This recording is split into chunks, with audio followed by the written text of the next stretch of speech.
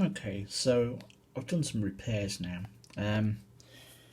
As you can see, that was completely torn. That was torn away from the board, that capacitor. So what I've done there is I've used some solid core wire.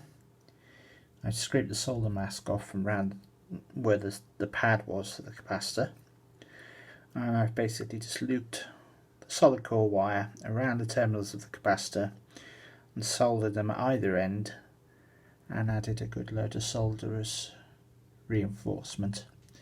And up here, where that regulator was that was loose, I've actually pushed the regulator as far as it'll go through the board, and then I've bent the legs of the regulator over and soldered it so that there's a large surface area attaching the pins to the board. So that gives it some mechanical reinforcement. And the other thing I've also done is I've bent the part of the heatsink that went through the board so that they're sort of now wedged in, and that's now not moved. There's very little movement in that.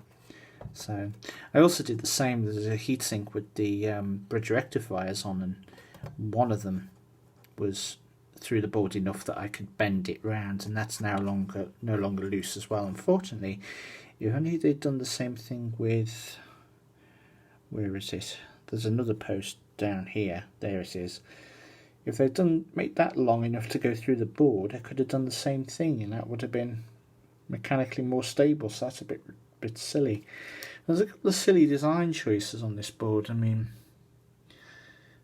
this is it's a single-sided board, and this is only synthetic resin bonded paper board. So these tracks are not that well adhered. In fact, there was one of these tracks here. I think it was that one.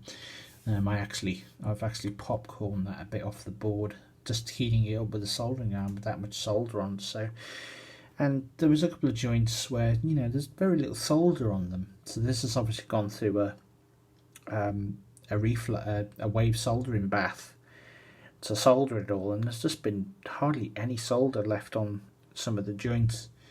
And what makes it worse is this will be lead free as well. So lead free is not as mechanically stable. It tends to fracture a lot easier than traditional leaded solder does, so that doesn't help either. Anyway, hopefully I'll be able to edit these videos together and put the board back now and see if the amplifier works.